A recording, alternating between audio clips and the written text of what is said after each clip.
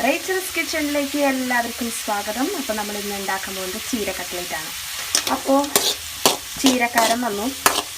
അപ്പോൾ ഞാൻ വിചാരിച്ചു രണ്ട് കാര്യങ്ങളുണ്ട്. ഒന്ന് ചീര കട്ട്ലേറ്റ് ഉണ്ടാക്കാം, പിന്നെ ഈ ചീര വെച്ചിട്ട് ഒരു ആലു പറാത്ത മാതിരി ഒരു സംഭവം കൂടി ഉണ്ടാക്കാം. പരീക്ഷണമാണ് കേട്ടോ, അത് ജയിക്കുമെന്ന് അറിയില്ല, ദൈവത്തിനറിയാം.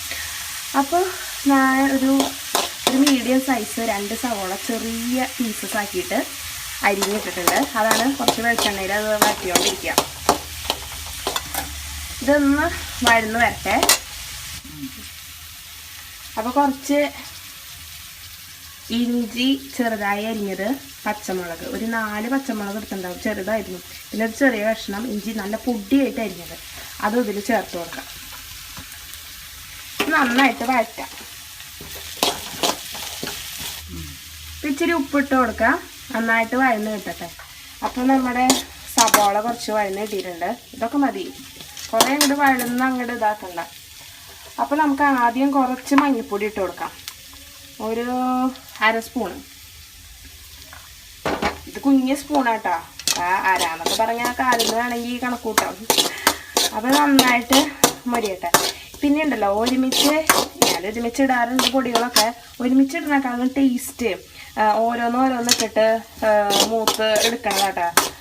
അത് ഒരു പ്രത്യേക ടേസ്റ്റാണ്. ഒരുമിച്ചിടലാണ് പണി എളുപ്പം, പക്ഷെ ഞാൻ അങ്ങനെ ചെയ്യാറ്. ഇനി 2 സ്പൂണോളം മുളക് പൊടി ചേർക്കുന്നുണ്ട്. ഞങ്ങൾ കുറച്ച് എരിവുകാരാണ്, അതുകൊണ്ട് 2 സ്പൂണ് മുളക് പൊടി. അപ്പോൾ നമ്മുടെ മുളക് മൂത്ത് വന്നിട്ടുണ്ട്. ഇനി മല്ലിപ്പൊടി ഇതുപോലെ തന്നെ, അതായത് മുളകിൻ്റെ അതേ അളവ്, ആ ചെറിയ സ്പൂണിൽ 2 സ്പൂണ് മല്ലിപ്പൊടി. അപ്പോൾ നമ്മുടെ മല്ലിപ്പൊടി മൂത്ത് വന്നു. ഇനി മസാല, അടുത്തത് മസാലപ്പൊടി ഇതുപോലെ തന്നെ ഞാനൊരു 2 സ്പൂണ് ചേർക്കുന്നുണ്ട്. അത് ചേർത്ത് നന്നായിട്ട് മൂപ്പിക്കാം. എല്ലാം കൂടി, അതായത് ഓരോന്നായിട്ട് നമ്മൾ മൂപ്പിക്കുമ്പോഴാണ്, ഞാൻ പറഞ്ഞില്ലേ, അത് പ്രത്യേക ടേസ്റ്റാണ്. ഒരുമിച്ചിടണമെങ്കിൽ ഒരുമിച്ചിടാം, ഞാൻ സെപ്പറേറ്റ് ആയിട്ട് ഇടണം കേട്ടോ. നന്നായിട്ട് മൂക്കട്ടെ. പിന്നെ ചീര ഇടാൻ പോവാട്ടാ. ഇത് ശരിക്കും പറഞ്ഞാൽ ഇന്നലത്തെ ചീരയാണ്, പിന്നെ എന്താ ചെയ്യുക, എന്നാലും അത് ചെയ്യാൻ പറ്റിയില്ല, വെരി ബിസി ഡേ, ഞാൻ ചെയ്തില്ല. അപ്പോൾ ഈ ചീര മൊത്തത്തിൽ ഞാനിടാം. വേറെ സംഭവങ്ങളൊന്നും ഞാൻ ചേർക്കണില്ല കേട്ടോ. ഈ ചീരയും പിന്നെ ഉരുളക്കിഴങ്ങും മാത്രമുള്ളൂ നമ്മുടെ കയ്യിൽ, വേറെ സാധനങ്ങളൊന്നും തന്നെ ഇല്ല. ഇപ്പം നന്നായിട്ട് ഇതൊക്കെ നന്നായിട്ട് ചെറുതാക്കി അരിഞ്ഞിട്ടുള്ളത്. പിന്നെ ഇത് വാടി കഴിഞ്ഞാൽ പിന്നെ കാണാനോടില്ലാത്തോണാവും, നല്ലോണം ചെറുതായി പോവും. അപ്പം നമ്മുടെ ചീര ഒന്ന് വേവട്ടെ. അപ്പം അതിൻ്റെ ആ പച്ചമണമൊക്കെ മാറട്ടെ. അപ്പം ഞാൻ ഇതൊന്ന് മൂടിയിട്ടിട്ട് വേവിക്കാൻ പോട്ടെ. ലോ ഫ്ലെയിം വെച്ചോളോ മറക്കരുത്, ഇതൊന്ന് മൂടിയിട്ട് വേവിക്കാം. യെസ് ഫ്രണ്ട്സ്, അപ്പോൾ നമ്മുടെ ചീര ഒന്ന് വാടി കിട്ടിയിട്ടുണ്ട്.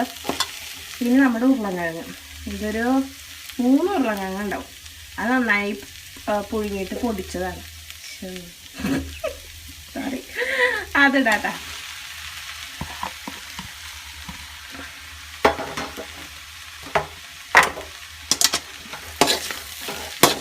ഇനി ഇത് രണ്ടും കൂടിയിട്ട് യോജിച്ചിട്ട് ചെറുതീയിൽ അങ്ങ് വെക്കുക.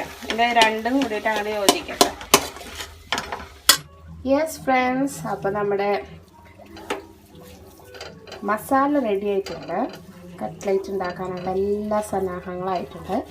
ഇനി ഇത് നന്നായിട്ട് ഒരു ലോ ഫ്ലെയിമിൽ ഇട്ടിട്ട് ഒരു ഏകദേശം ഒരു 5 മിനിറ്റോളം ഞാൻ വെച്ചിട്ടുണ്ട് നമ്മൾ മിക്സ് ചെയ്തിട്ട്.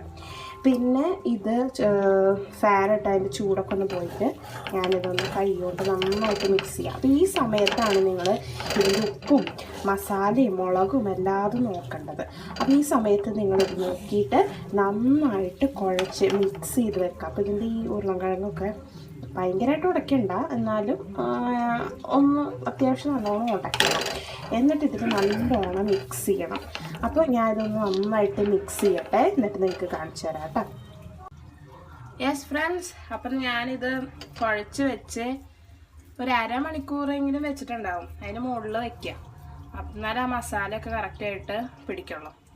ഇനി നമ്മൾ കട്ട്ലേറ്റിൻ്റെ ഷേപ്പിൽ കറക്റ്റ് ചെയ്ത് നമ്മളിത് വെക്കുകയാണ് കേട്ടോ. അപ്പം ഞാൻ എല്ലാതും ഇതുപോലെ കട്ട്ലേറ്റിൻ്റെ ഷേപ്പിലാക്കട്ടെ കേട്ടോ.